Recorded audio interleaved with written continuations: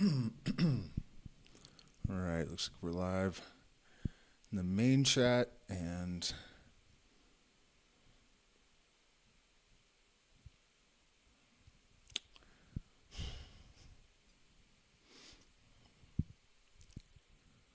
all right, there's a vertical, I think. Yep. Wow, we got them both tonight. All right, guys, so sacred medicine is on the table for discussion tonight.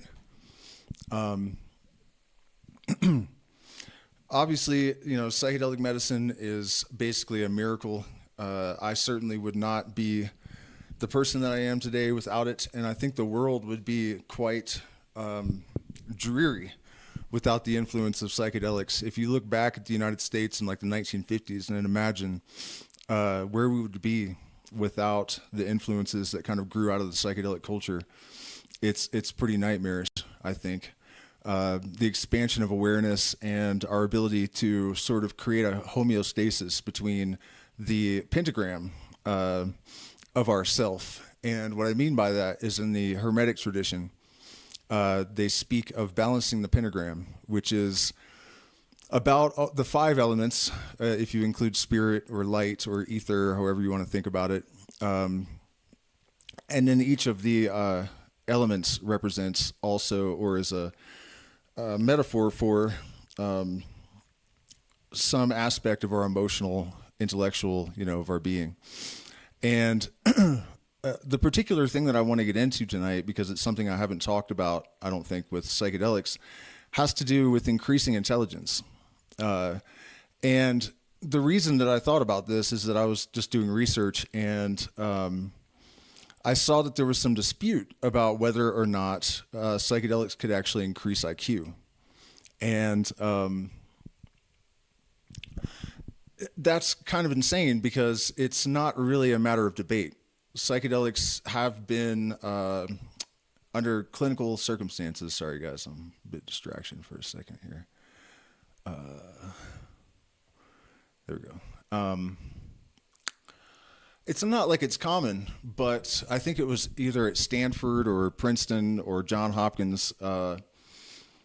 2 out of, I want to say 1,000 subjects that had normal or below normal or average IQs, spontaneously, there was like genius induction, right? They were geniuses suddenly, and that remained true after the case.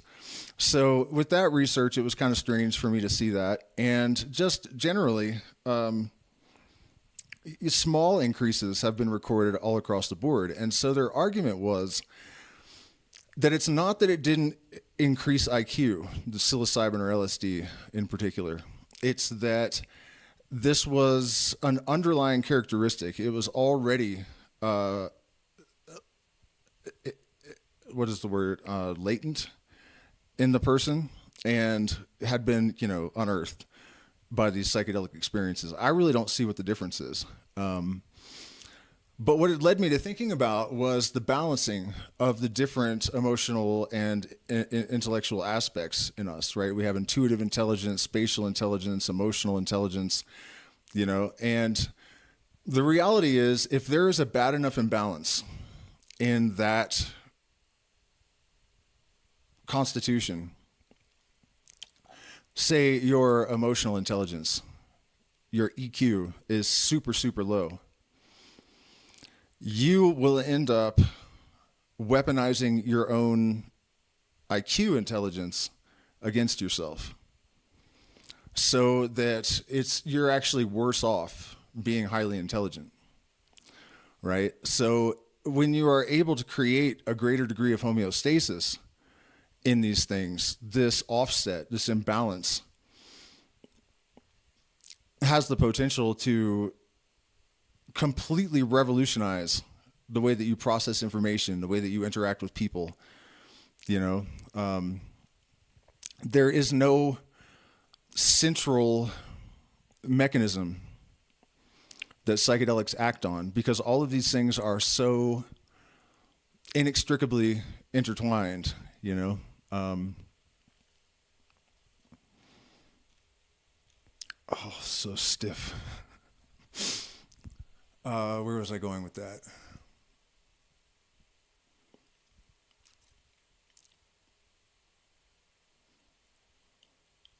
Yeah. So, the domino effect of psychedelic healing, tremendous impact.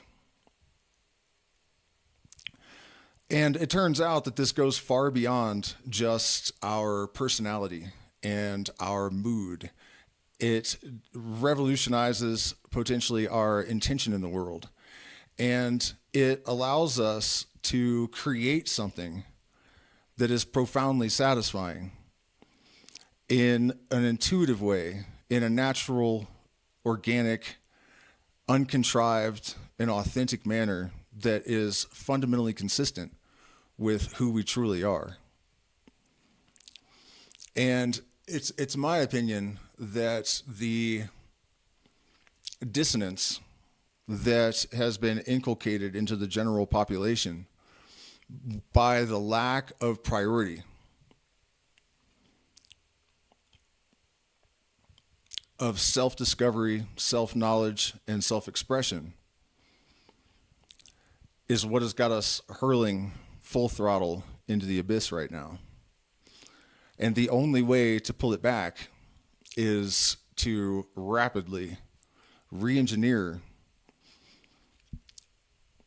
the self-strata of the individual, but on a collective level and with lightning speed.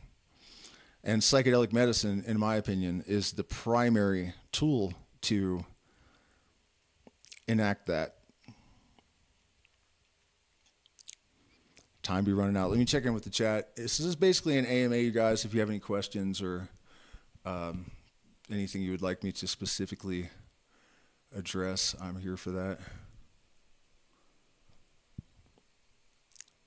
It's going to be a small group tonight. For some reason, on Friday nights, it's just always like that for me. But I wanted to pop on because last night the internet went out here. That's why I scheduled a stream and didn't show up. I hate that. But right as I started to turn my camera on, the internet went out and didn't come back on until this morning. So that's why I didn't show up. And also, I want to let you guys know that I have one more spot for the first 11 days of our retreat, starting on July 11th. And then, I didn't even really notice that they booked for 11 days. It's a whole family, and they start on the 11th, so 11/11. But then the rest of the month until August 11th there's a couple of spots, 2 or 3, and then Manu, we have spots, which is going to be in the rainforest. The first event is in the Sacred Valley. So if you're interested in that, shoot me an email. And I was doing just 24 hours if you deposit, and only for the Sacred Valley event. But because I missed the stream last night, I'm going to extend it till Monday morning, I guess. So this weekend, if you make a deposit, 50% off, including Manu, which wasn't part of the deal before. So there's that also. And super excited about that. I haven't been talking a lot about plant medicine and psychedelics lately because I haven't been thinking much about it. I've been much more focused on mathematics and physics and writing and stuff, But with the event coming up, I started to bust out the Trongo to brush up on my medicine songs, and I really started thinking about all this again, and the tremendous promise and also the disappointment that I've had in regards to psychedelic medicine in general. I started to notice it after getting involved with the jam band scene for a while when I was younger and kind of naive, I guess. When I first took psychedelics, I thought, man, this is the catalyst that is just going to snap any douchebag out of his douchery. It can cure alcoholism, anxiety, depression. I knew all that. The second time I took LSD with a friend of mine at like 15, I remember telling him, like, dude, I think this stuff could treat like every mental illness known to man.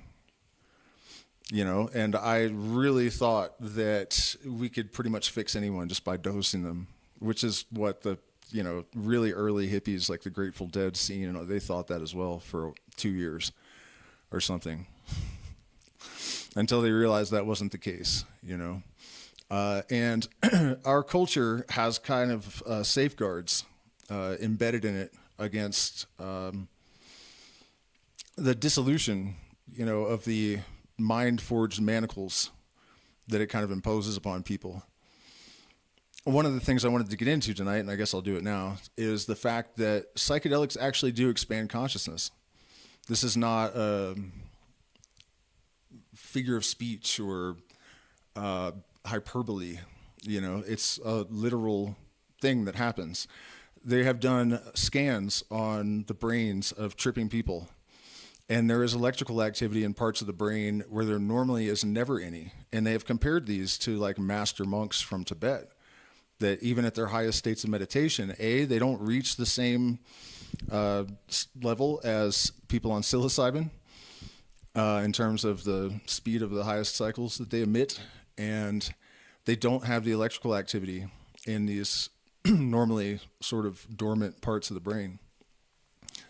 And as soon as I heard about that, I thought, I bet that's because that's where our sort of parapsychological type cognitive capacities are managed.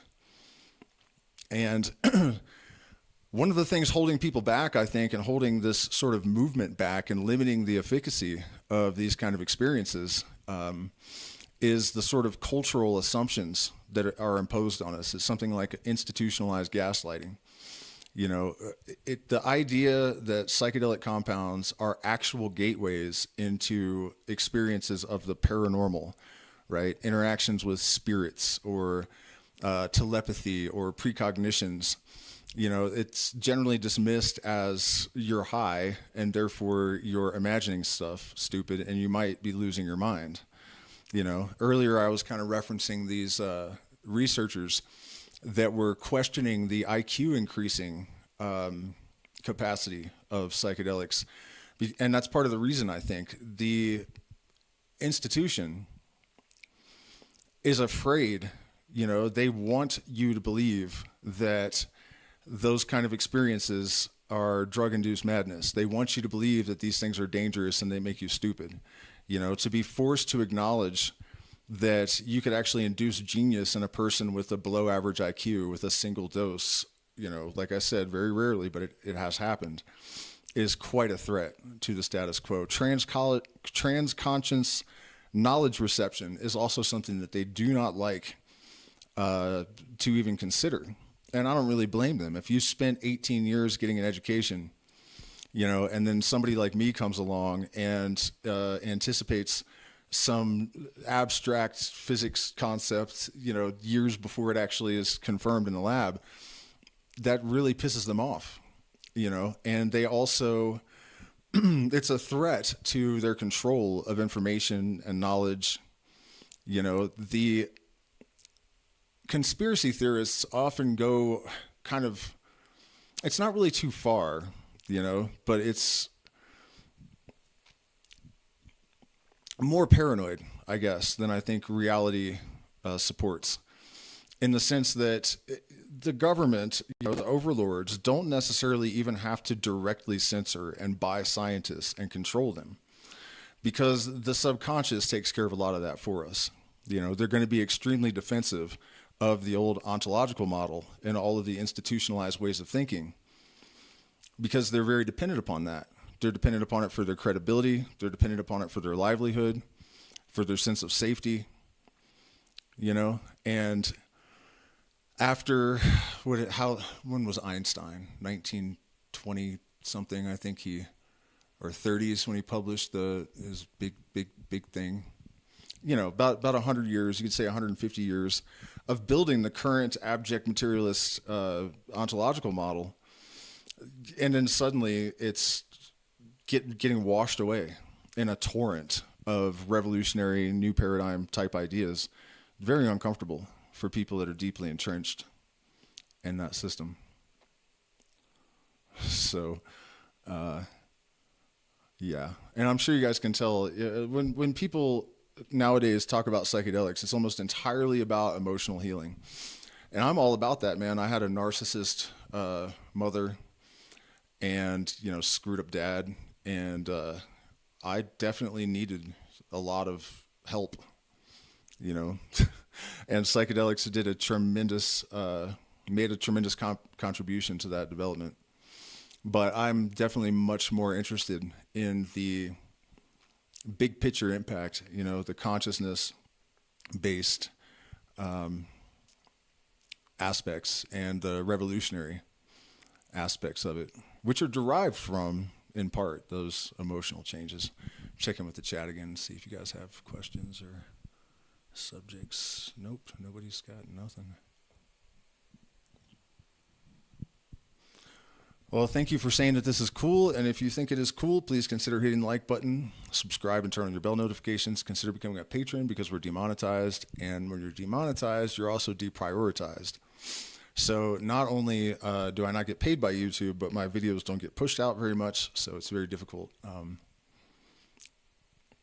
to fund anything like that. So we do appreciate support. Where was I going with that, though? I was thinking about pulling up this conversation that I had with ChatGPT earlier, because it was really remarkable how the AI is able to articulate things. One of my main MOs, I guess, is to try and build a bridge between the scientific paradigm, I guess, and I hate saying spirituality because I don't really think of it that way. I think that it's scientific illuminism is maybe a better word, but one of the solutions, I think, to the sort of gridlock that we find ourselves in ontologically is that we do need to be able to explain things to people. We have to be able to articulate how things like telepathy are possible and how there could be a universal mind that has like oversight in the evolutionary process, right? Or,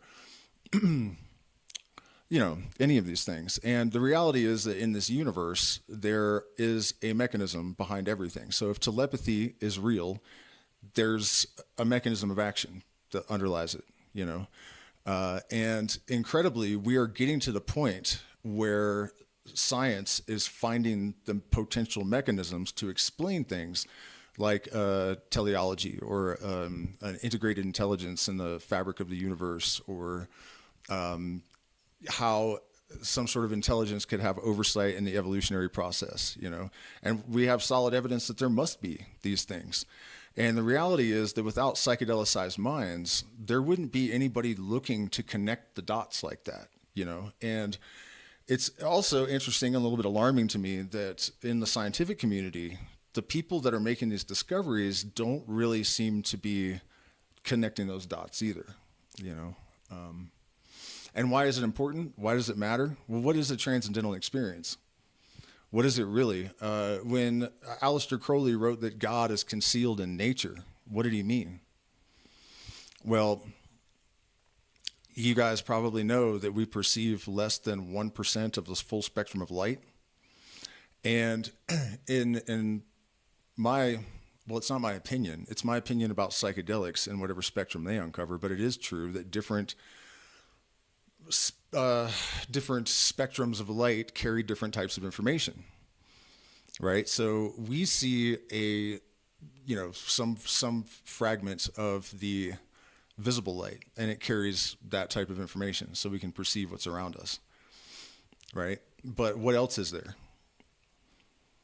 And Aldous Huxley, 100 years ago or something, suggested that there's a reducing valve in the nervous system that psychedelics adjust, right? And so different compounds adjust different bandwidths to different degrees, and that's why there's overlap in the psychedelic experience, but then there's also variation, right? It's not exactly the same, mescaline and psilocybin, but there's definite like visual similarities and similar things happen in the mind. So that has always made sense to me. And I was thinking a while back about how pupils dilate in full light when you take psychedelics, because they are taking in more light and a wider spectrum. So everyone that takes psychedelics sees these certain patterns sort of hanging in the air, and I know that everyone sees them the same way because artists that are capable of reproducing them have reproduced them. So we know we have a consensus. And if, you have 50 people in a room looking at a glass bottle and they all describe it more or less the same way, then you agree there's actually a glass bottle there. It's a real thing, right? Reality is consensus. Or at least there is consensus reality, right? So that's my feeling about that one of the reasons we have all these insights and we make all these connections and even have intuitions about the wiring under the board in the universe, the mechanisms that are still undetected by physics, for example, is because we are processing part of the light spectrum that we normally can't perceive. There's more to it than that, though.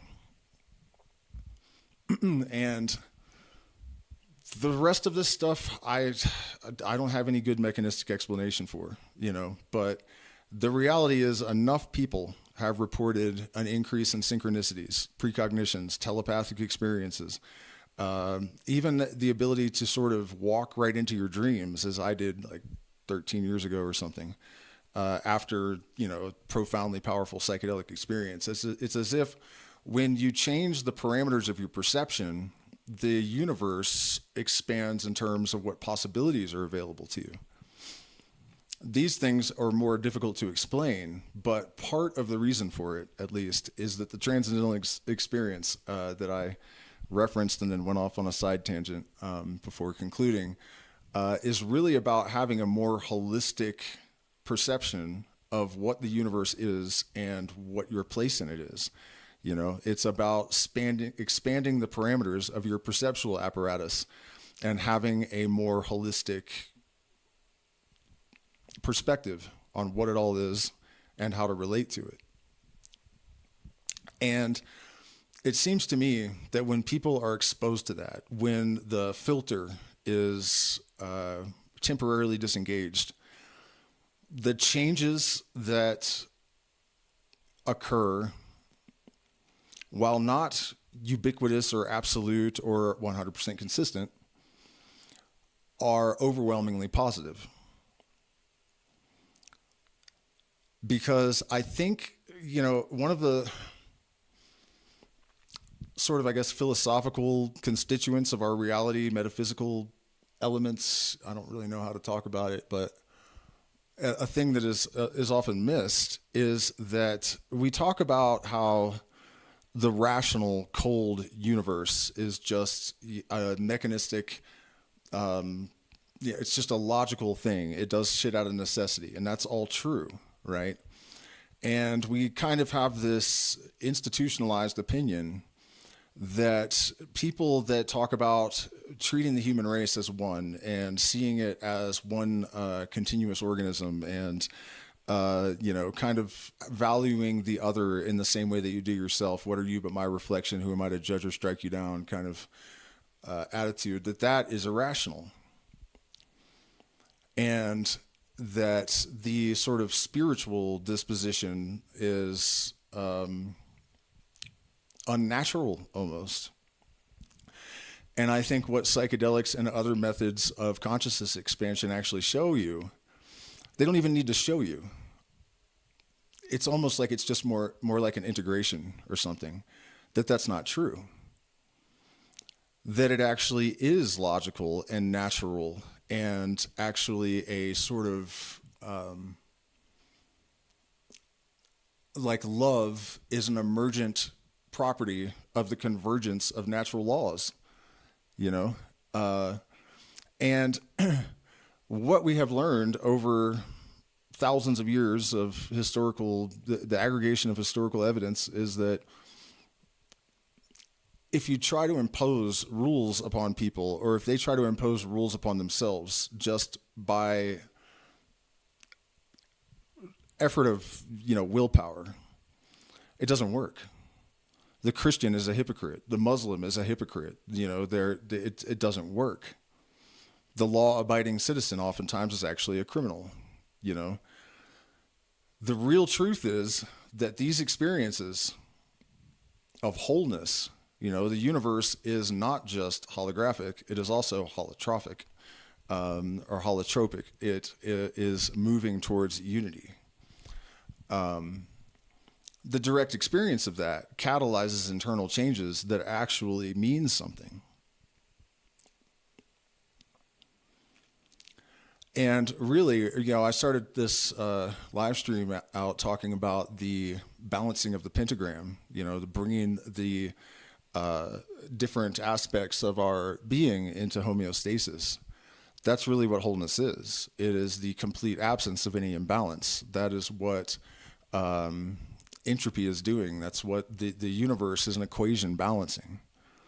And when you hit that 0 point where everything is applying equal influence, you have an absolute perfection and homeostasis. And once that occurs, you are a star in your orbit, and stars don't collide with other stars. The tendency of every single system in the universe is towards homeostasis. So when we see in human culture a continued degradation and increased dissonance, we know that it's because of an unnatural influence. That's not how things work. In the United States right now, 70% of the population has a significant mental health issue. 70%. 70%.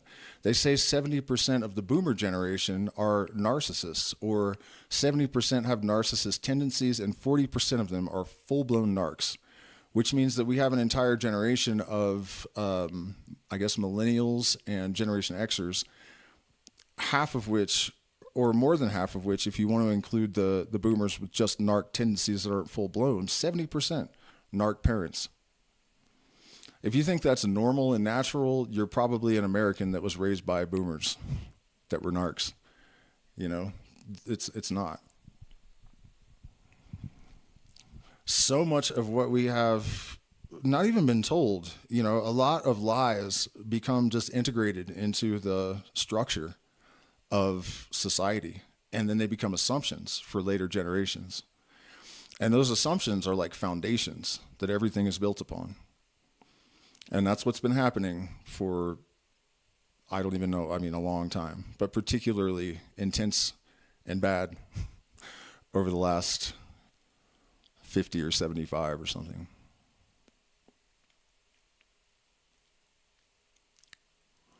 We do got answers, and we do got solutions, though. Check in with the chat again, see how you guys are doing. Electric Ninja, have you seen Goler's Discovery?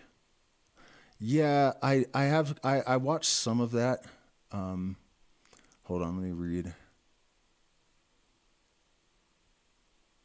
Uh-oh. Well, why'd you do that, Christopher? When you're on LSD, you're on a different plane of reality. I don't think it's really a different plane. I think it's just more of this plane. I really do. I don't even know if I believe in different planes. I don't see any necessity for it. Consciousness is possibly infinite, and I don't think that we really need a bunch of different phases of reality in order to experience infinity. We just need a process. Goler's Discovery, what they found out. Yeah. Let me think about that. I don't really know what to say about it in a way because, if you shine a laser and smoke DMT in on any object you look at, you're going to see code, and it's not just DMT. LSD, I noticed probably the second time I ever took it or something. I was pretty young. I almost got hit by a car. I just remembered right before this because I just didn't think, and I just ran out in the street. I almost became one of those LSD horror stories. But anyways, when we got across the street and I didn't die, we went into a, it wasn't really a sewer tunnel because it was too big. I don't know what it was, but it's big tunnel, concrete tunnel. And I looked at the wall and I saw these, what looked like 3D letters that were kind of morphing and changing. And then I saw Alex Gray's wife, I think her name's Allison, had painted what she claimed was a language that she had seen on LSD, and it was all the same characters. So, I guess what I'm saying is I don't really know what exactly to think of that. It's also interesting, though, to connect it to the fact that the Shuar, who I learned about ayahuasca from in part, their creation story is very, very similar to the tribe of Judea. Basically, the tribe of Judea had the three mother letters, which correspond to the three elements. Most ancient cultures actually had three elements because Earth is derivative of the other three, so it's not a real element. In the same way that gravity is probably not a real force, it's sort of a product of the other three doing stuff. So anyways, the three mother letters gave birth to other letters, and there ended up being 22, I think, and these sounds basically created the universe. This is what the logos was, these vibrations that compelled the chaotic primordial energetic stew to arms and order by means of symmetry, right? Through the oscillating wave, it's oscillating and it's symmetrical, so order is imposed. But anyways, the Shuar have basically the same story. It just struck me as really odd that these two basically indigenous cultures had exactly the same concept of how the universe was formed. So maybe that's what it is, maybe it is the coding of the universe. And by the way, even if there is a coding language in the universe, I don't think that it implies that we're in a simulation, right? And even if it does, who cares, kind of, because that still doesn't answer anything. Okay, if there's simulators, then who simulated the simulators? And is it simulations all the way down?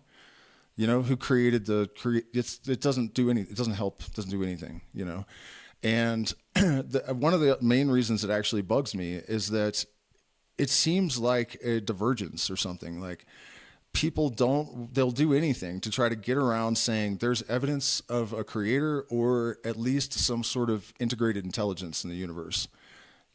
And saying, oh, well, it must be aliens that are simulating because we found code that implies that, what else does it imply? And why don't we ever hear that from these people? You know what I mean? Was I clear about that?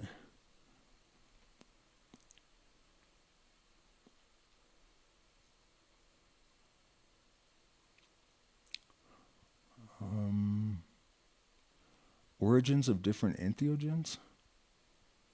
Oh, okay. So first things first, somebody asked if you've had problems with mushrooms, does it mean you can never take them again? That's not enough information. First of all, it depends on what you mean. If you had like a prolonged psychosis as a result of, is your mom or dad schizophrenic? You know what I mean? There's a lot of questions that need answered, like how severe, what was the nature of the problem, but in general, I would say no. I had a problem once on mushrooms that resulted in consequences, nothing too terrible. I also had this experience where I would get something I called like the mushroom flu, for lack of a better word, and it was one of the worst feeling things I've ever experienced. And it happened 2 or 3 times, and I was really hesitant to eat mushrooms again after that. It was kind of like being poisoned. There's no way to describe it, but it was horrible, absolutely horrible, and it lasted forever. And it turns out probably it was a perinatal memory, reliving something from when I was in the womb. That would be the answer according to Stanislav Grof's research. And what they say happens is that you can take a psychedelic, and if your mother like consumed something toxic or had a really serious emotional, toxic episode of any kind, the psychedelic can sort of bring that experience back and you sort of relive it.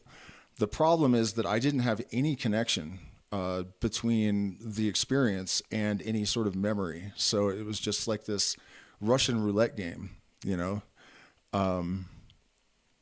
maybe I'll be fine and it'll be amazing, and maybe it'll be absolute hell. And I just really didn't want to do it for a long time. And it actually probably hurt me considerably because I had other problems that needed to be dealt with at the time, And the reason that I figured out that Stanislav Grof is probably correct about this is that once I had sorted through a bunch of mother-related trauma stuff, the mushroom flu never happened again. So, your question is very complex, and it's not something that I would want to give a really like advice about without like a deep interaction, but yeah, that's the best I can say about it. It could be a matter of dosage. It could be a matter of just something that you had to process once in your life. I've only had one experience, I guess, that could be even called a bad trip, and it wasn't even that bad. But a lot of scary moments, so I guess the best thing to do is to start mildly if you're going to go back there. Just don't put yourself in a position where you could be overwhelmed, and then you can navigate it and take baby steps so that you don't get yourself into trouble. But that's what I would do, because if you had a rough experience because of some kind of trauma or, something other than psychosis, latent psychosis or schizophrenia, you probably need it. There's nothing that is going to be more efficacious at helping you discover and work through these things than psychedelics. No therapist, it's the best tool that we have. It definitely is. Without a doubt. So let me check the chat for more. Oh, theories about the origins of different psychedelics. There's really no way to think about that. Why they exist in nature is totally baffling. Terrence McKenna, I remember reading him talking about how, they have to serve some kind of function in the plant. There's nothing in anything that doesn't do something for the thing it's in. That's everything serves some kind of purpose. And what exactly the function of these compounds could be in a mushroom that doesn't really do a whole hell of a lot, or a vine or a cactus, and that could actually also not be true. They could just be sort of analogs or derivatives of interactions between various, we really don't know. Along those lines, though, something I will share is that this is really difficult to articulate, but things are only capable of effects of which they are, like innately that they contain, that are of their essence, you know what I mean? And I've always kind of felt like things that are closer to the core of reality, I guess you could call it divinity, right? They express those characteristics. And in the case of psychedelics, I think there's evidence for that. It's anecdotal, but I find it to be evidence. We were talking at the beginning of the stream about how IQ increase and EQ increase, memory enhancement, all of these things are possibilities when you take these compounds. And on one level, it's because of enhanced neuroplasticity and neurogenesis, right? But that's just a chemical level. The transcendental experiences are, I think, often confused with the chemical level, as if the chemicals are like a CD that you read with a laser in your brain, or something, like you're like running a program. But that doesn't really make any sense. It's not like the compound has this experience in it or something. You know what I mean?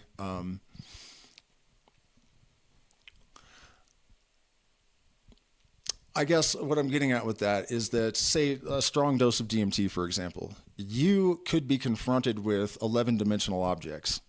Your brain has never had to try to make sense of something like that before, right? So it has to adapt physically in order to process the experience it's having. That's what I think anyways. And so the fact that these compounds, let's take LSD in particular, because it's actually the most potent in terms of catalyzing neurogenesis and enhancing neuroplasticity. I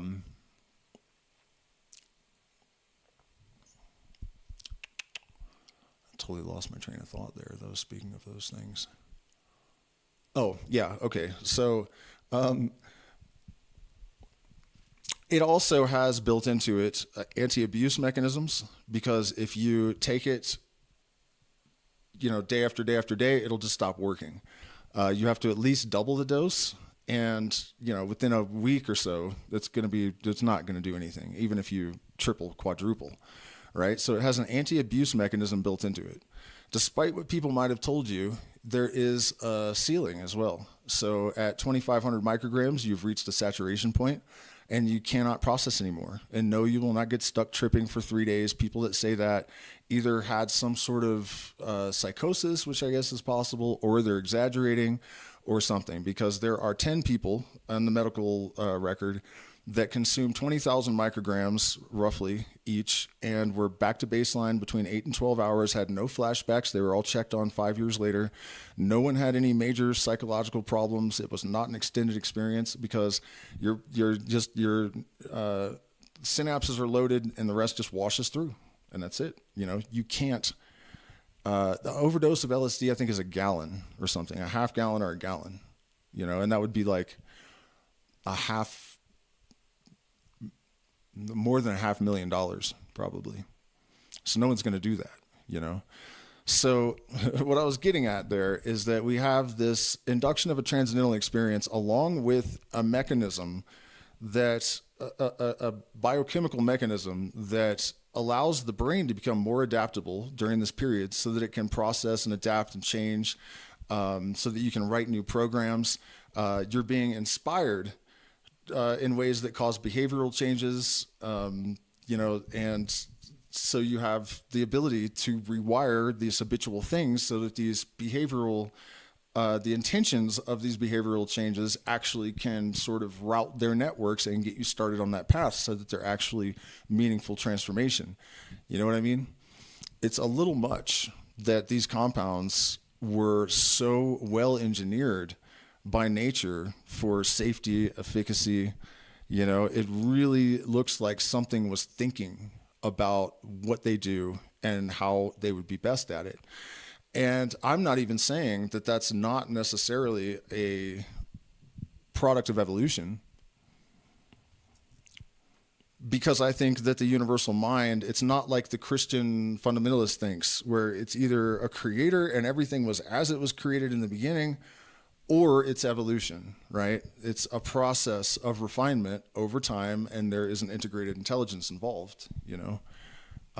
There's a lot of things I don't really see a better explanation for than that, and psychedelics are one of our best bits of evidence, I think. Because that is a hell of a coincidence that all those aspects just happen to be true of this molecule, you know. Like, not only is it not a drug of abuse in the way that alcohol or other things are, it has mechanisms built into it to make it like not even possible without a lot of effort, you know, to consistently abuse psychedelics.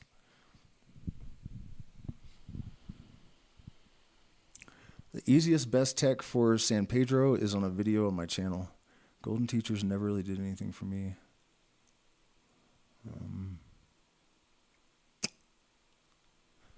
Well, sorry to hear that. I mean, it's probably not the mushroom. It was your brain state, your diet, the particular mushroom, when it was grown, how it was harvested. The one thing that I can offer about that could support the idea that a different strain had a different effect on you is that they recently discovered, not too recently, but within the last 6 years or so, that psilocybin mushrooms actually contain harmala alkaloids, which do interact with psilocybin, and in different ratios and different analogs. So there's an entourage effect that occurs with different types of mushrooms that could explain why some of them don't have much of an effect on a certain person. Like you may have a metabolic salt in your stomach, for example, that destroys psilocybin, and there is a harmala alkaloid in sufficient quantities to render that metabolic salt inactive, so the psilocybin works. You know, we have very, very complex biological systems, biochemical systems, you know, and highly individualized. So you never know. And then there's also the fact that like an ayahuasca dieta, a lot of that is kind of hype from the industry because of either vegans with agendas or people just wanting to enroll people in, 6-week long, $7,000, grass diets and you know what I mean? I'm not saying they're useless at all. I'm just saying that a lot of it is hype.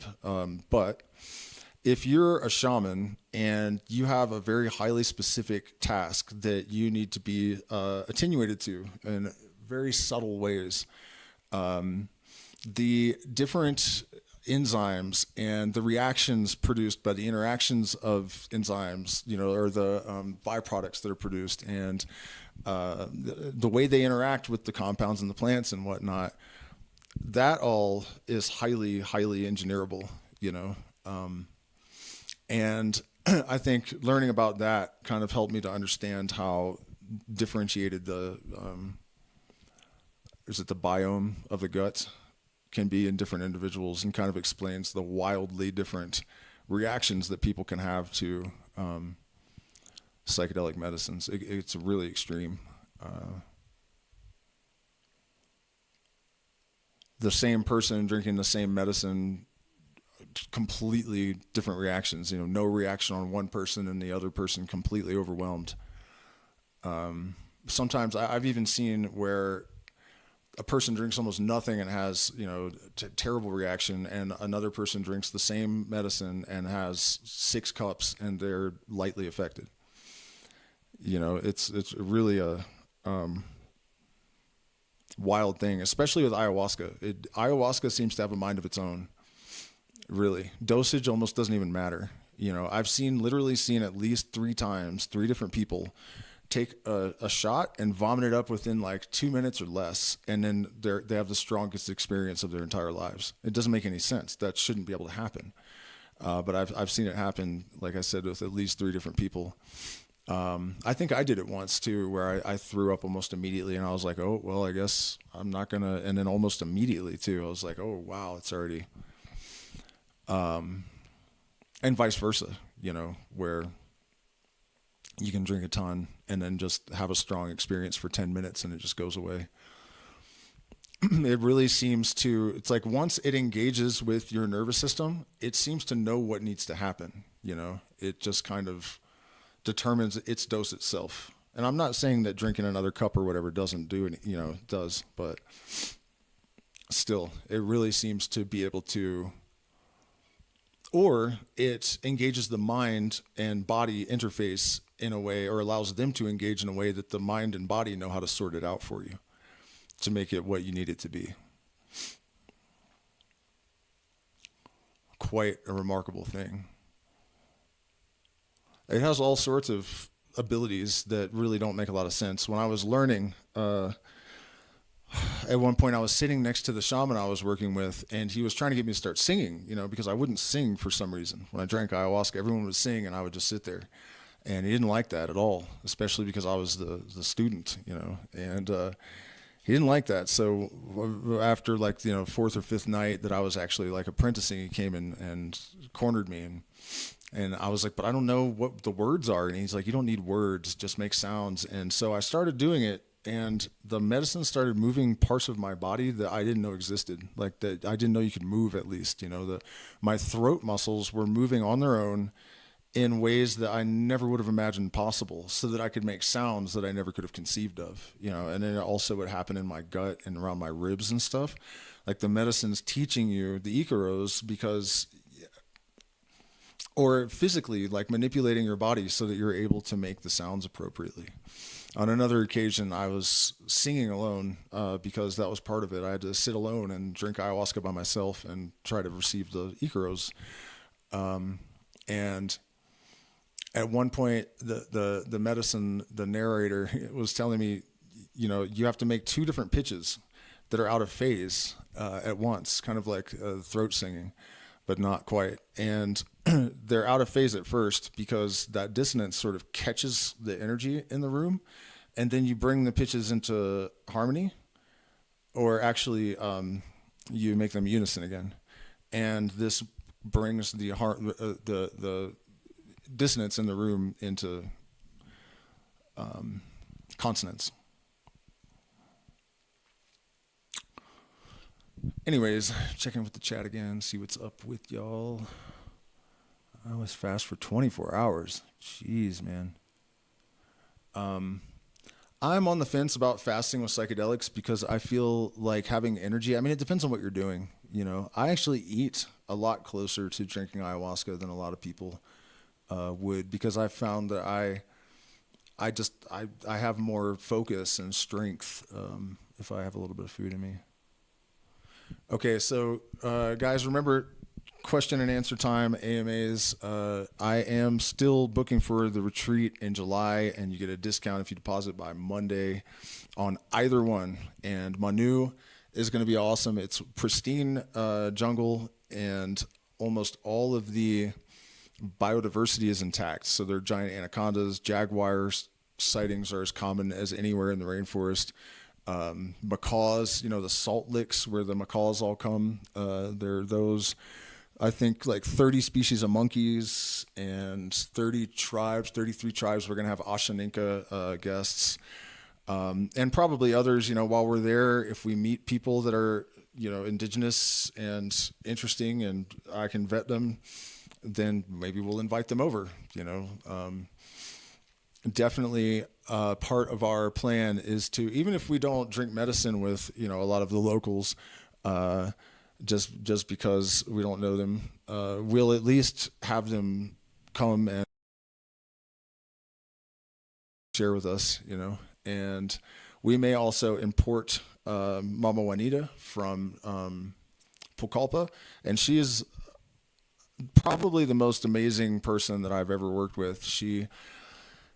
They have like a hierarchy, kind of, that's not the right word, graded system in the Shipibo tradition, and she is the highest possible designation, and she is just the power of this woman when she sits in front of you and sings a cleansing Ikaro. It's like sitting in front of a positivity hurricane, you know. It's just like, it's absolutely mind-boggling. And also, I was going to contact a Mahua, who is a renowned lineage that works with the Noya Rao, the Tree of Light. It's just difficult to get commitments that far out from a lot of like really indigenous folks. They just don't really operate like that. So we'll see as we get closer exactly what we're going to do. But it's going to be awesome. And it's going to include at least a 3-day boat ride into the jungle with indigenous guides. So that's awesome. And then the Sacred Valley event, we're going to, at the climax of it, we're going to go high up into Incan holy site and have a San Pedro ceremony. Leading up to it, we'll have ayahuasca, and for people that are interested, bufo as well, but that has to be with space between the other medicines. So if you choose to do that, you have to sit out of some other things. So yeah, shoot me an email if any of that sounds interesting to you. And of course, we'll be working on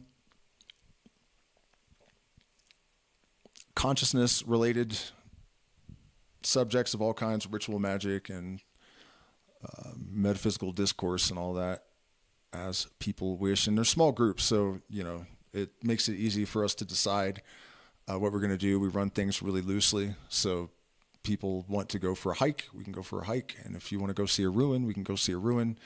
And then we'll have, you know, certain days designated for definitely this is what we're doing. So especially the Sacred Valley one will be pretty casual. So looking forward to that. The solar maxim is hopefully going to be in July, and so that's why we had it for that time, because it's my belief that we are connected to the sun in a way that profoundly affects our consciousness, and every solar cycle, we also undergo cycles that correspond with it. And that's why 11 actually is the number of magical expansion, because as these solar cycles intensify, our precognition and, you know, also insights, you know, we're able to shine more light and into the recesses that we have been unwilling or unable to look. And then at the peak of it, after the peak of it, our ability to sort of manifest things is at its highest at the low. So it's internal, at the increasingly up until the maximum, and then external.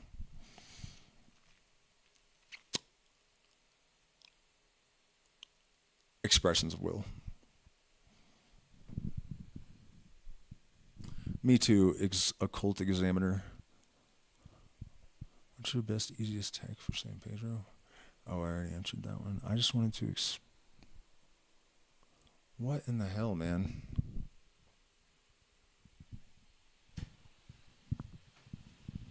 Sorry, guys. I just got this weird message. It's been happening to me like every 10 minutes that YouTube is like, we need to verify that it's you. I don't know why it's like constantly happening, but I got to go find my phone so I can do that.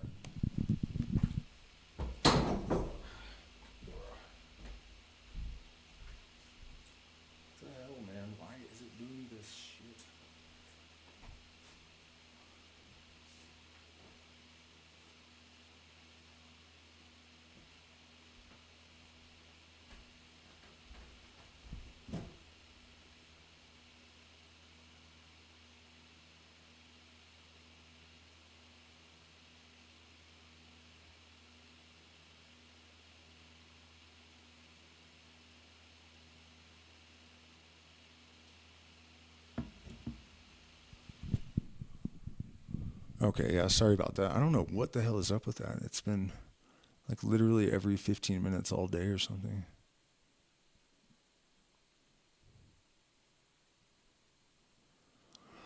Your question about why LSD might be making you feel bad, there's a number of things. You know, it could be your diet. It could be that it is, if it's all from the same source, it could be that it's not LSD.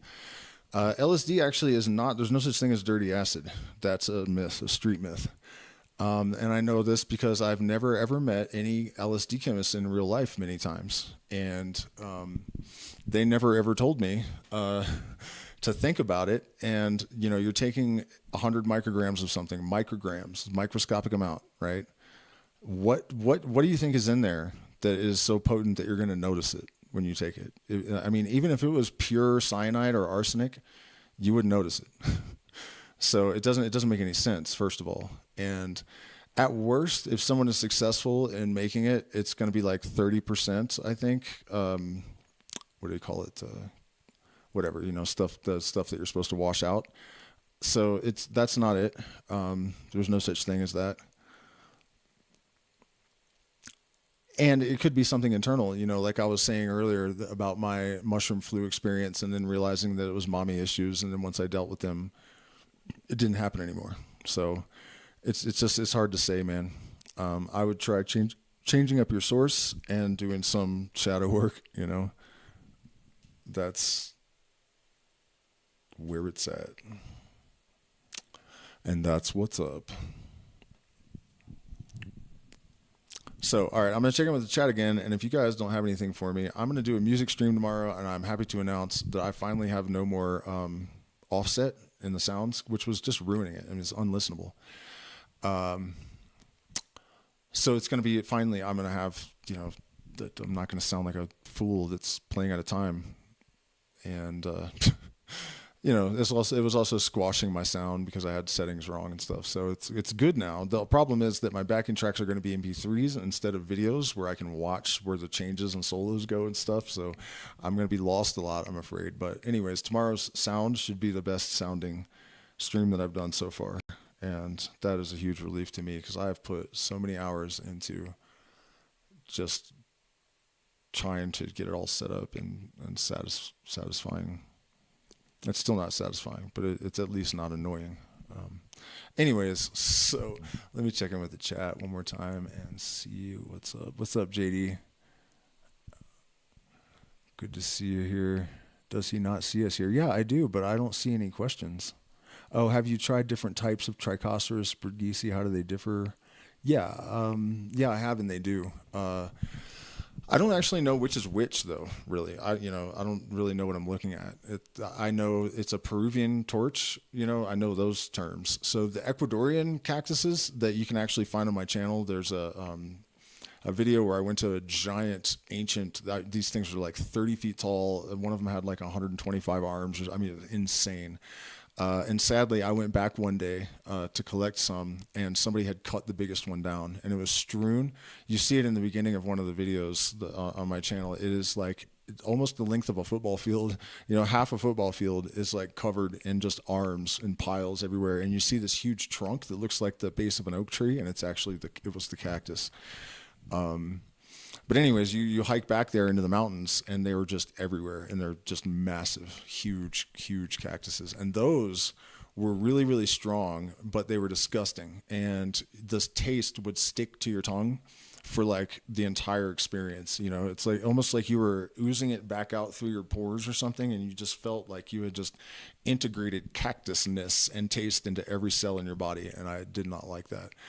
And they also made you vomit a lot. But I mean, it was a great experience. I have a video where I drank some of one of those and went and played a show, and I actually drank much more than I had intended. And so, you know, I'm up there with just a laptop and a guitar, and somebody's like, hey, play Red House. And I don't know that song, and I don't play Hendrix, and I didn't even listen to Hendrix when I was younger. So I don't know Hendrix. And I was like, okay. And I pulled up a backing track and just destroyed it. And while I was doing it, I realized that I could focus my full attention on all these different windows, one for my fret hand, one for my strumming hand. And so I could think about improvising rhythms with my full attention in my strumming hand, but also I could think about improvising with my fret hand fully consciously, and my vibrato and my voice and into, you know what I mean? I had all these windows, and it's like full attention on each of them, but 8 of them, you know? And you can tell if you watch the video. Another weird thing about that video is that, or that performance, is that even though I don't listen to Hendrix, I checked recently. This was only like a year ago, and I think I played this performance was like 10 years ago or something.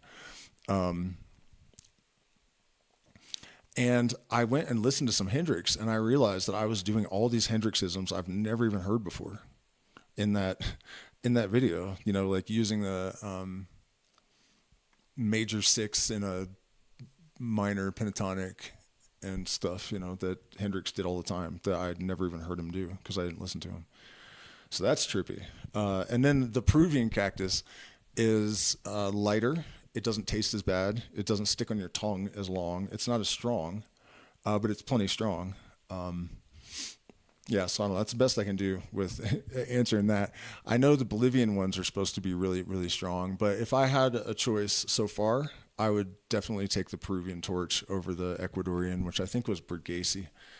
I'm not even really sure. But I was in southern Ecuador, so whatever grows wild around Malacatos is what I was eating there. Oh, and also the character of it, the experience. I think I would say that the Ecuadorian cactuses were darker. You know, there was more of like a sort of intimidating presence.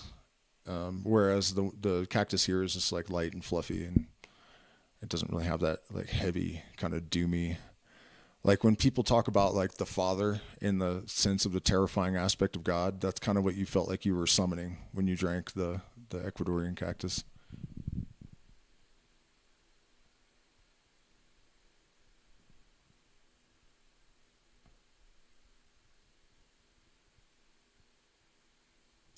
Oh yeah, I recorded it. It's on the channel. If you just search my channel for Red House, you'll find it. It was strange to watch because I was doing a lot of stuff that I don't do. You know, at one point I was playing what I'm pretty sure were Eddie Van Halen riffs. Like I've never learned any of that stuff. And it was just really strange to watch because there was so many things that I played that were so uncharacteristic of me. Like I don't ever do that stuff, and it happened anyways. I was also playing a $200 new $200 new Jackson 7-string metal guitar, which is weird. It doesn't sound cheap, and it doesn't sound like, you know, one of those guitars either. It's really, really interesting how psychedelics and energy interact with music. You know, it's almost like it allows you to plug in your soul when you plug in the guitar. You know, man tuned guitar tunes man kind of thing. But deeper than that, you know, there's some kind of energy that comes through when you take psychedelics and play that is much more rare and generally much more weak. if you try to do it without it. I think I've gotten there a couple times, but to do it consistently, like a 80 to 100 micrograms of LSD before a performance, just almost guarantees that like lightning is going to strike, the whole night.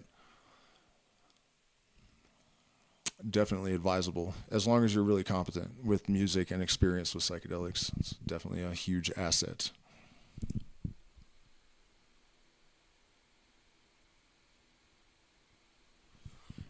Is it ancestral with the cactus? In my opinion of Pink Floyd, they're cool. I play Pink Floyd. I really like Echoes a lot. It's probably my favorite song to play, but I've noticed whenever I do it online, people clear out. So it's too bad. It's like my favorite song to play, but I guess it's not a favorite of the people that. Yeah, they're cool. I mean, I don't understand how people could take. And I will get back to your question, JD. I didn't forget, but I don't understand how people like Roger Waters could take and that much psychedelics and know the stuff he did at like 25 based on the lyrics. Like Echoes, for example.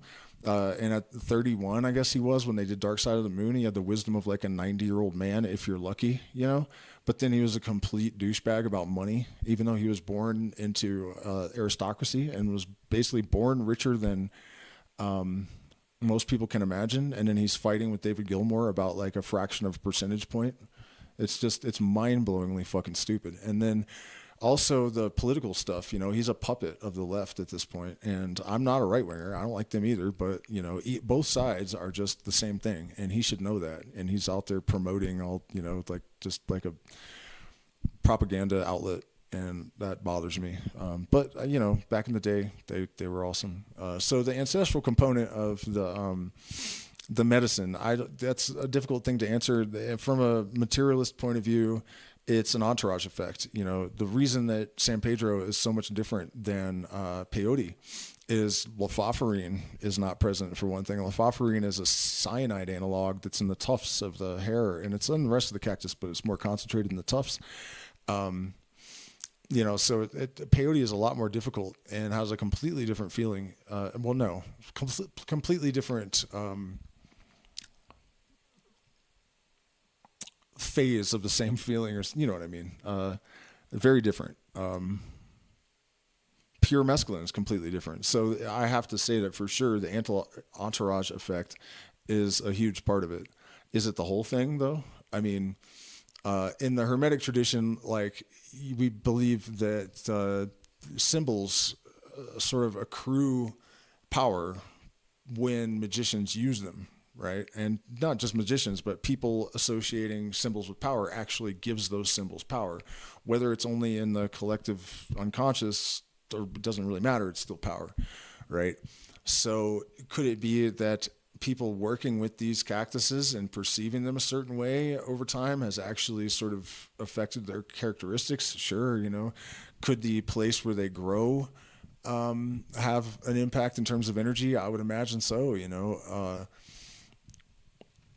If it's true that all information is preserved at the quantum level, then everything that's happened in a place is always there, and here's a different angle on that though. People think that things absorb the influences around them. And that scientist, the Japanese guy, that was totally fake, by the way, the guy with the ice crystals, there was no reality to that at all whatsoever. It was not real. He faked the whole thing. They were just snowflakes that he took pictures of. It was not real. Nothing about it was real. And if you look at the last slide where it says, he said, "You are ugly, I hate you," to the water, and it's all yellow and green, and there's obviously like oil in it. You can't dye it. Go tell your water that it's ugly and stupid and see if it turns green and yellow. That's not something that's going to just show up on you know what I mean? It's stupid. It's completely stupid. So you can't use that. You can't say, well, that Homodo guide, that wasn't real. But my opinion is that a lot of people that you meet that are very new agey and plant medicine-y and spiritual supposedly are, they seem to think that the more spiritual become, the more susceptible you are to hostile influences. And I think that's the complete opposite of the truth. So, to me, it means that you're impervious, that you found yourself, that you have substance, and that your electromagnetic field, your sidereal body, your etheric body has been fortified,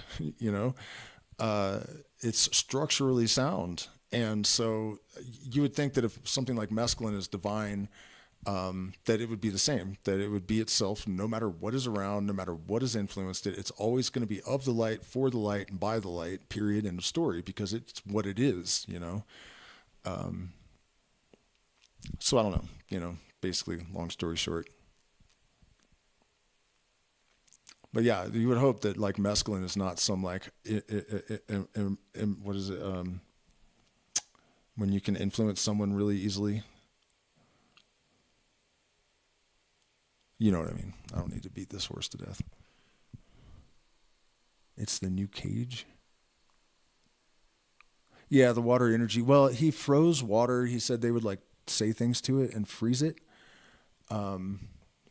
And it shaped the crystals in all these different ways, and it just wasn't real. It was totally fake. Ice crystals don't do that no matter what you do to them. Other laboratories tried to recreate the experiment and got nothing but just regular ice crystals, because that's what happens when you freeze water. You know what I mean? I'm not saying that water can't carry intention or whatever, but the way that he tried to prove it, he staged it and lied about it. None of it was real. He deliberately lied about it, and he knew he was lying about it.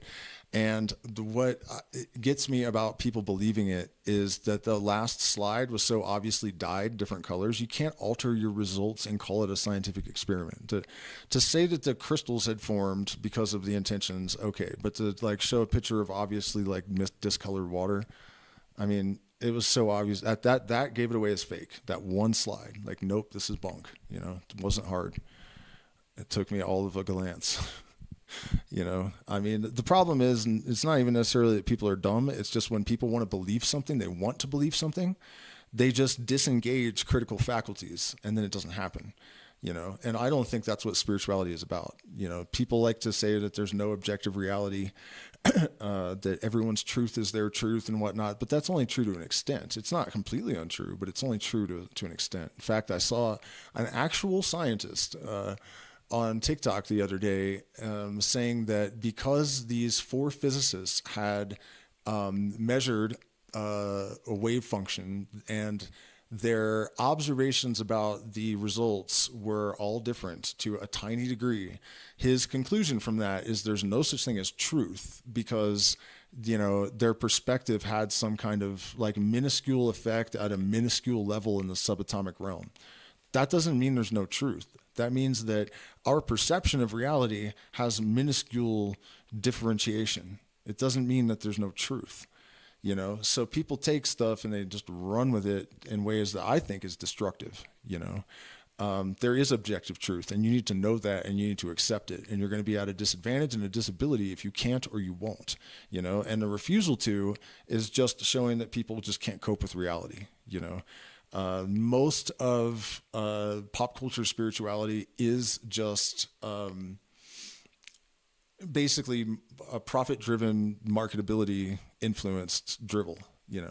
Manifestation coaches that act like, just think your way into $1 billion. And it's like, well, why are you writing books and doing seminars then, instead of just thinking, you know what I mean? Like, it's not that this stuff is completely untrue, but it's so much of it has been just kind of engineered for marketability and people's preying on people's escapist tendencies, that it's bunk. I had one other thing to say about that, and it has escaped me, which is irritating. Anyways, let me, oh, wait. Yeah, no, I did say that. Okay. Check in with the chat one more time. Please speak on Bufo. Sure thing. Any experience with Iboga? No, I do know a lot about it, but I've never taken it, and I don't know if I would. How do you think musicians stay consistent on tour? What do they take? Is it just psychedelics or stimulants? Well, it depends on who you're talking about. I mean, people take all kinds of things. And the reality is, if you take it in the right measure and your health is still good, almost all of it helps. Not cocaine. Cocaine doesn't help anything. But that's just the honest truth. It is.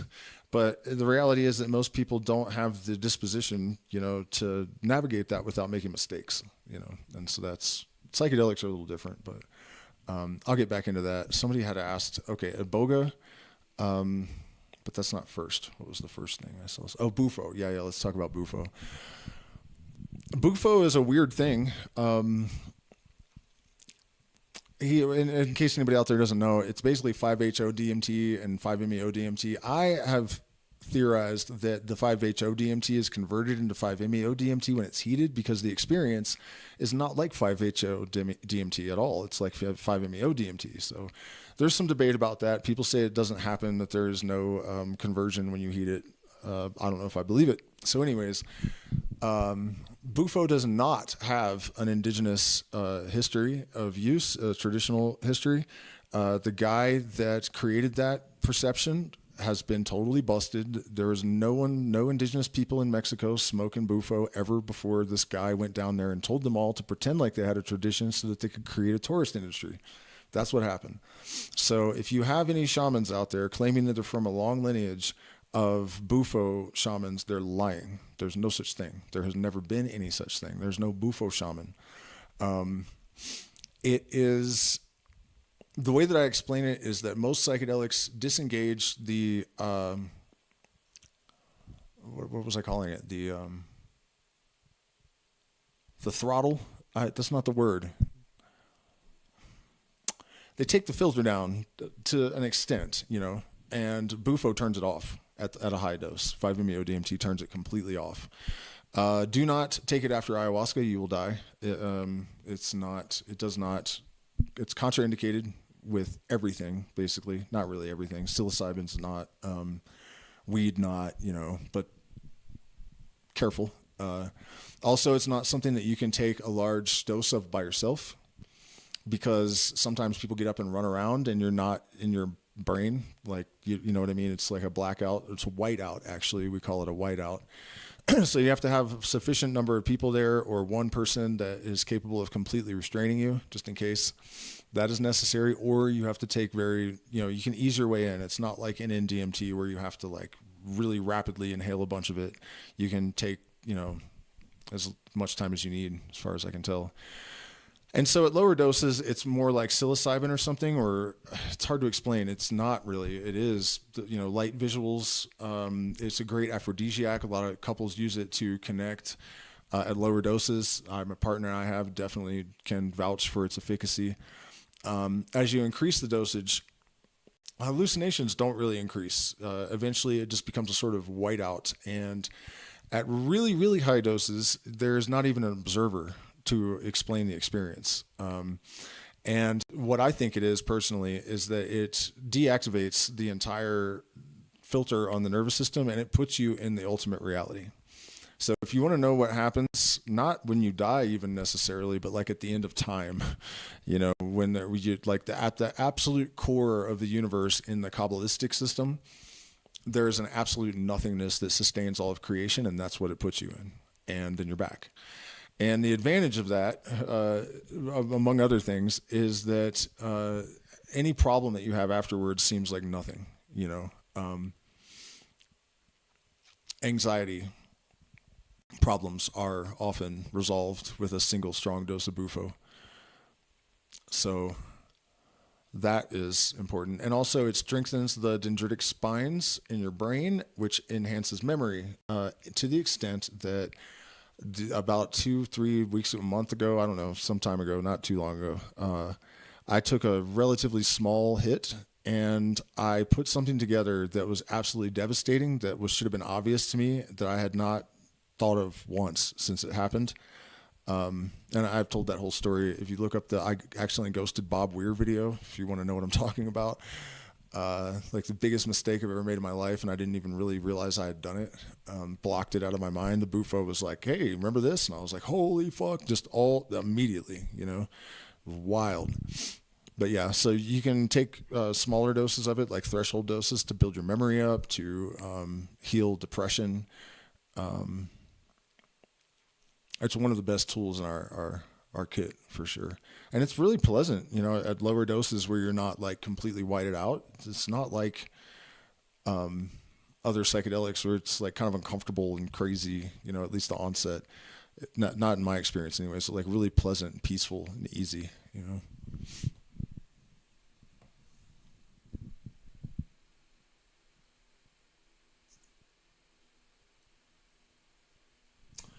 I wouldn't recommend it on YouTube, but as far as like, um, just he's asking about 1P LSD and ALD.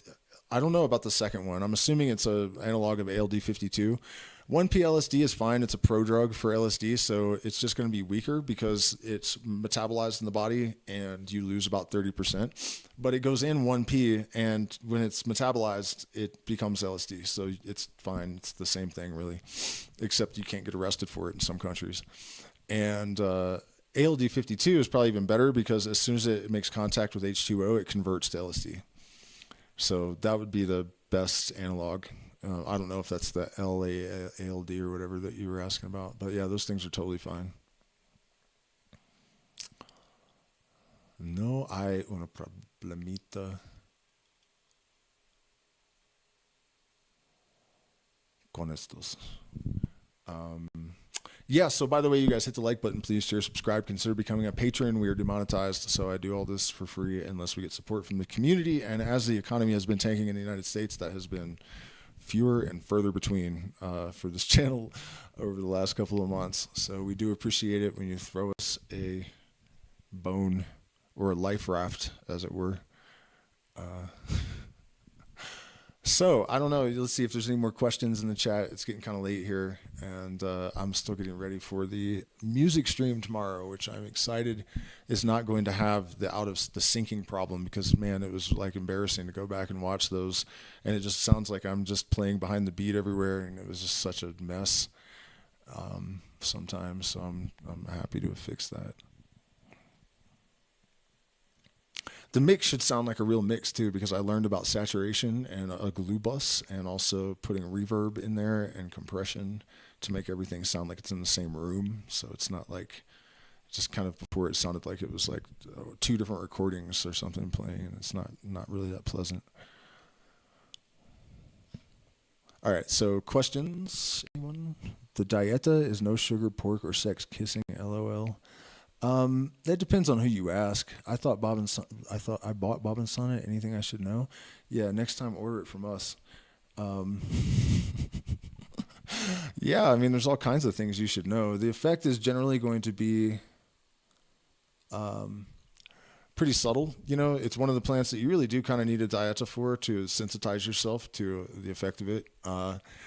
It depends on what part of the plant you use, whether it's what kind of effect it has. The roots are the most potent, just like most plants. When you make paste, you usually use roots, but then the flowers are used for equoroception and energy and as an aphrodisiac, and the twigs also are kind of in the middle of the two things, which makes sense, I guess. So what part of the plant you use makes a difference, and it's used for lucid dreaming energy, but not tweaky energy. It's not like caffeine or something. It's a different kind of energy. I oftentimes put it in ayahuasca. It's an admixture plant that it does. I think it has an effect on the brew. One of the theories about this is that ayahuasca sensitizes you to other plants, and then you're able to get more benefit from them when you take them in conjunction with ayahuasca, but you have to be careful which ones you do that with. Bobensana is totally safe. There's no possibility of any problems with it. Yeah, I don't know. Without knowing what your purpose is, it's hard to tell you, but you're going to need to have a really clean diet, and to really get any dramatic changes from it, you'd need some weeks of seclusion and whatnot too. But if you even take, I think, ayahuasca microdoses in conjunction with Bobensana or any other plant, any plant really, it's going to increase the effect. So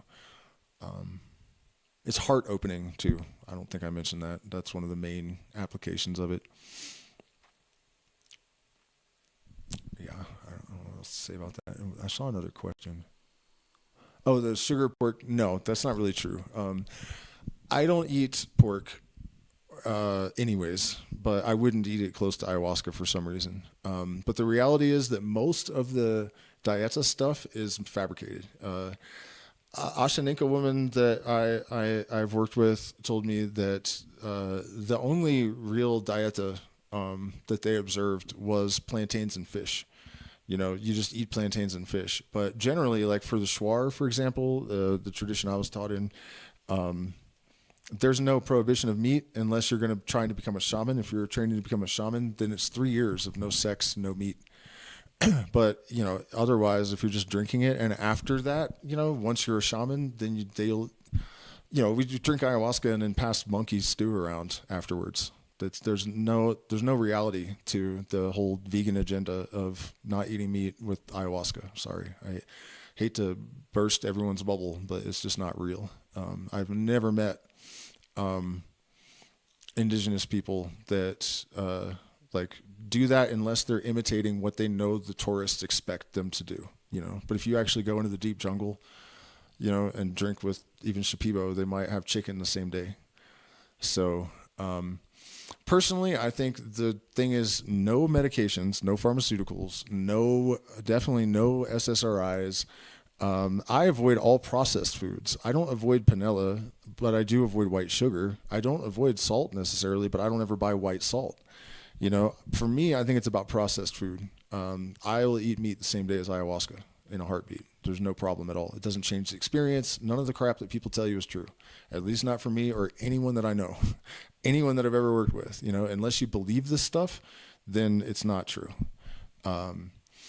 Aged meat could raise levels of things that you don't want, but generally chicken or something is fine. And for me, it's about not eating processed foods. And what I have seen is people that eat nothing but processed foods, ayahuasca doesn't even work. I had one couple that came to me that ate I didn't know it was wrong at first. I told them, I was like, did you do the dieta? Because I at least advise people to avoid, processed food and pork, and definitely white sugar and white salt. But, they're like, oh yeah. And I was like, I don't understand. We drank and nothing happened at all.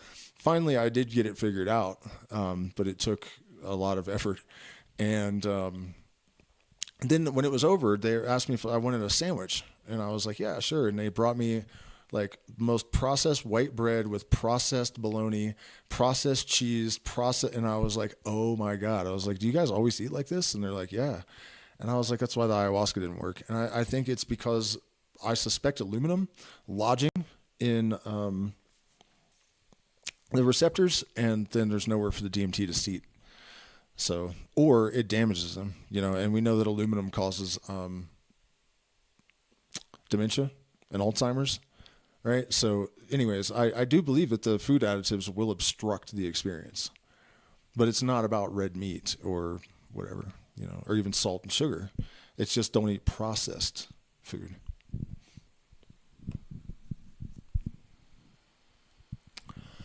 I don't believe in the sexual energy thing either. Part of that, I think, arose. There are reasons for this, but it depends. I don't think it should be never. But for one thing, people don't want that kind of energy in ceremony, right? Because this whole thing of having a bunch of strangers get together and consume ayahuasca is not natural.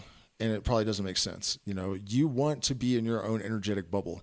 You're opening yourself up to all of this stuff. And until you are, shaman level, you are more receptive to the things around you, and you don't notice them and stuff because you're caught up in the experience. And you know what I mean? So I think that element of the protocol kind of came from people trying to get things under control. Also, anything that messes with your serotonin levels around ayahuasca is potentially deadly, so you don't want to do that. There's actually a condition, not really a condition even, but people under 25, it's rare, 1 in a million people can have just naturally elevated levels of serotonin. They'll drink ayahuasca even a tiny bit and they will just die. It's rare, but it happens, So, sex, masturbation before ceremony, nope, not the same day for sure. Afterwards, probably fine. But I would say it's more about your connection with the person. If you're having some sleazy, weird tryst with someone, or it's a toxic relationship, and then you have that energy mixed up with the too close to the ceremony, then yeah, that's not good. So it depends on the circumstances, I think, definitely leave it out of ceremonial space. That's not the time or the place. I can't imagine anyone being inclined to that. It's really weird when I hear about things actually happening during ceremonies. I'm not even saying because of the judgment. I just physically cannot imagine that that would be appealing. Like you just don't, and my headspace, like that's not somewhere I'm going with ayahuasca in my system. So I don't know. I don't know what the hell happens there. I guess some people are just, twisted like that, but no, thank you, man. Not me. The toad, however, that's a different story. And San Pedro is the best aphrodisiac or enhancement compound that you can possibly take. The only thing that maybe rivals it is LSD and MDMA together. That's like the creme de la creme of romantic enhancements.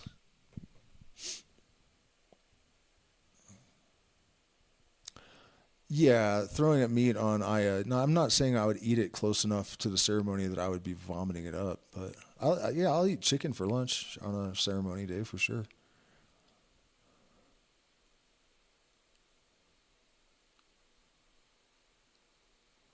Um, just looking to see if I missed anything. What is this? Bufotenin, also known as 5-hydroxy and dimethyltryptamine. Yeah, that's what I don't know. I don't understand the thing about Bufo. People saying that greetings from Chile. I look at you and can't understand why you're so anxious. I don't feel like I'm anxious. What's the deal with pork anyway? Like all the animals in the world. Oh, dried powder or fresh? Definitely fresh, blended up. But it's not difficult. It's really an easy extraction. People talk about boiling it for 18 days and stuff. I've seen online. I'm not trying to make fun of people's traditions, but from a pragmatic point of view, that makes no sense. There's no reason to do that ever. It's out. All of it's out in a few hours, and I do it 3 times to try to make sure it's all extracted. But people have told me that's not even necessary. So. But powder is fine too. It doesn't really matter that much, but I think the fresh material gives the best results. Also, it's just, I don't know, honestly, because I've never tried to make Baru from powder, I don't think, now that I think about it. I have taken it, I've eaten the powder, and it works fine. I don't know. It works either way, I guess. I don't think it matters that much. I think the fresh extraction is the easiest thing to do. I think I saw something else too in there that I should address.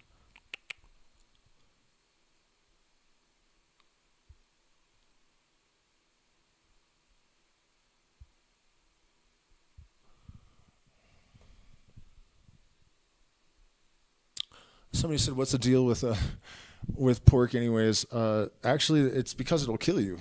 What is it called? Like trichinosis or something? Also, I think that we have everything in nature is disinclined to eat really sentient things, right? And like, tigers eat people, I guess, but lions generally don't unless one does, and then they have a taste for it apparently, but generally not. Sharks don't generally eat people. And even there was a case where lions protected a 3-year-old. There was like 3 lions, and these guys were abusing her, and the lions came, chased them off, and sat with the girl until help came. Humans came and got the kid. So, pigs are smarter than dolphins, maybe. At least the potbelly pig, which was only discovered in 1988, and I was actually tripping. I was sitting on my couch and I had got this little piglet, a potbelly piglet, and I had just gotten it, and I ate some mushrooms, and I never normally do this. It was really weird because I don't watch television. I never had one in my house as a kid, and I only had one then because my girlfriend wanted to watch TV sometimes. So she's like, "Can I bring over a TV so we can at least watch movies?" And I was like, "Whatever." So it was a TV, and I turned it on, and it was the Discovery Channel, and it was a documentary about potbelly pigs. And I was just like, what the fuck? What are the chances? And I'm looking down at the pig, and he's just sitting on the floor staring at me with his little snout just moving around, just staring dead in my head, And I look back at the screen, and they're like, recent research has demonstrated that potbelly pigs may be smarter than dolphins. And I was like, what the fuck? And I looked at the pig like, oh my God, I can't believe this. And then they had the pigs sorting things by color, by shape, putting numbers in order, and all this stuff. And after a while, I figured out 18 different sounds that the pig made for I want food was different from water. Going outside, you know, it had all these different sounds for specific things that it wanted. So yeah, I think that's another reason not to eat pork. It's too smart. I don't eat octopus because of that. It has more brains than we do. I'm not eating it, you know.